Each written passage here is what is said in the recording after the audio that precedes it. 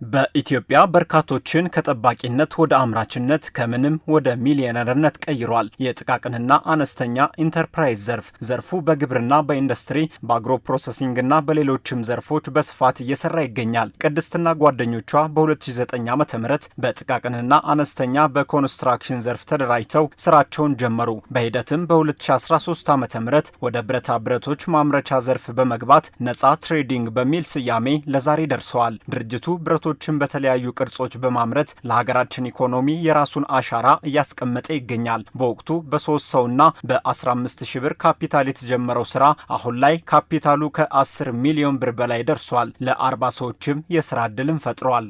በ15000 ብር ካፒታል ነበር በኮንስትራክሽን ዘርፍ የተጀመረው። ከዛ ግን አሁን ላይ ደግሞ እንግዲህ እንደምታየው ኦልሬዲ ወደ 40 የሚጠጉ ሰራተኞችን ያጠቃለለ ድርጅት ሆኗል ማለት ነው። እንግዲህ አሁን ላይ ያሉን ማሽኖች ጨምሮ ወደ እንግዲህ ከ10 ሚሊዮን ብር በላይ የሚጠጋ በካፒታል ደረጃ አለን። ድርጅቱ በፈጠረላቸው የስራ እድል ተጠቃሚ በመሆን ቤተሰባቸውን እያስተዳደሩ እንደሚገኙና ድርጅቱ በርካታ የስራ ልምዶችን እንዲቀስሙ እንዳደረጋቸው የድርጅቱ ሰራተኞች ይናገራሉ። የተማርኩት አካውንታንት ነው፣ ግን በዚህ ድርጅት ዝም ብዬ ስገባ ከሱም በላይ ነው ያገኘሁት ትምህርት እና ለኔ ጥሩ ትምህርት ነው የሆነኝ። ጥሩ የስራ ልምድ ነው የሆነኝ። በድርጅቱ በጣም አሪፍ የሆነ የስራ እድል አግኝቻለሁ። ብዙ እውቀቶችን አግኝቻለሁ እና እኔ ብቻ አይደለሁም፣ ብዙ የስራ ባልደረቦች ያሉ እና በጣም ደስተኞች ነን። ለብዙ ወጣትም የስራ እድል ፈጥሯል። ነጻ ትሬዲንግ በመዲናችን አዲስ አበባ እየተተገበረ ባለው የኮሪደር ልማት የተለያዩ የብረታ ብረት ስራዎችን በማምረት ለከተማይቱ ድምቀት ሌላ ጉልበት ሆኗል። ድርጅቱ በሚያመርታቸው የብረታ ብረት ስራ ውጤቶች ከውጭ የሚገቡ ምርቶችን በሀገር ውስጥ በማምረት በርካታ ስራዎችን እየሰራ ይገኛል። ተኪ ምርቶችን ከማምረት ባሻገር ወደ ውጭ መላክም ተችሏል። ትንንሽዬ ፓርቶች የሚባሉ ከውጭ ነበር እስከዛሬ ድረስ ይገቡ የነበሩት ስትራክቸራል ፕሌቶች የሚባሉ፣ አሁን ግን በቀላሉ ይሄ ማሽኑ እዚህ ሀገር ከገባ ጀምሮ በተለያዩ ቅርጽ የመቁረጥም ሆነ የማጠፍ አገልግሎት በመስጠት እነሱም በቀላሉ እዚሁ እንደሚመረቱ ማሳየት ችለናል። ለዚሁም ደግሞ ተምሳሌትም የሆነው ለምሳሌ አሁን የኮሪደር ልማት እየተሰራ ነው። እዛ ላይ ያሉ ኮሪደር ልማት ፖሎች አሉ። ለነዛ የምንጠቀምባቸው ፕሌቶች እዚህ ከኛ ድርጅት ውስጥ ተመርተው ወጥተዋል። እንዲሁም ደግሞ ከሱ በተጨማሪ የእንግዳ መጠበቂያ ወንበሮች አሉ። እስከዛሬ ድረስ ከውጭ ኢምፖርት የተደረጉ ይመጡ ነበረ።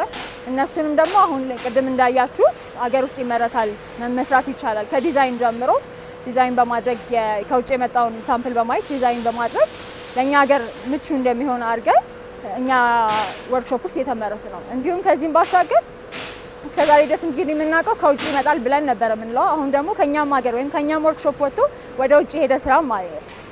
በመንገድ ኮሪደር ልማት ላይ ከፍተኛ አስተዋጽኦ ነው እየሰጠ ያለው እና ሌሎችም በጣም ከፍተኛ ስራ እየፈጠረ እስከ መንግስት ደረጃም እድል አለው ማለት ነው የሚሰራቸው ስራዎች ማለት ነው። ድርጅቱን በቅርብ ከማማከር ጀምሮ የተለያዩ የገበያ ትስስሮችን የመፍጠር ተግባራት እንደተከናወኑ የቦሌ ክፍለ ከተማ ወረዳ 06 የስራ ኃላፊዎች ይናገራሉ። ከዚህ በተጨማሪም ድርጅቱን ወደ ኢንዱስትሪ ደረጃ ለማሸጋገር የተለያዩ የምዘና ስራዎች እየተሰሩ እንደሚገኙ ገልጸዋል። እንግዲህ ነጻ ትሬዲንግ አሁን በከተማችን ውስጥ የተሰሩ ያሉ የተለየ የኮሪደር ስራዎች ላይ የምታያቸው አንዳንድ የሚያማምሩ የብረት ውጤቶች የዚህ ተቋም ውጤት እንደሆኑ አንተም ለመጎብኘት ይችላል። በከተማ አስተዳደሩ እንደዚህ አይነት ተቋማት ብዙ ተቋማቶች ነው የሚኖሩት። ለሁሉም የማዳረስ ግዴታ አለበት።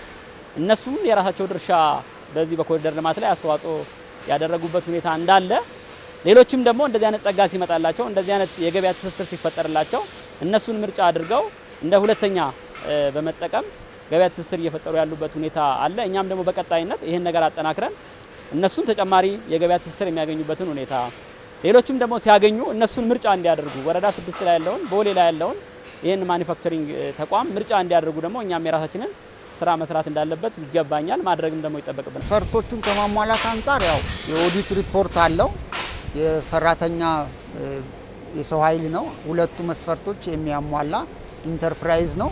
በዛ ደረጃ እየገመገምን ያለ ነው ማለት ነው። ወደ ቀጣዩ ሽግግር ለማስተላለፍ ወደ ኢንዱስትሪ እንዲገባ ድጋፍ እያደረግንለት ያለ ኢንተርፕራይዝ ነው። አምራቾቹ ይበልጥ ውጤታማ እንዲሆኑ አስተዳድሩ ድጋፍ እንዲያደርግላቸው ጠይቀዋል። በዚህም ካሁኑ በተሻለ ለበርካቶች የስራ ዕድል ለመፍጠር ያግዘናል ይላሉ የድርጅቱ የስራ ኃላፊዎች።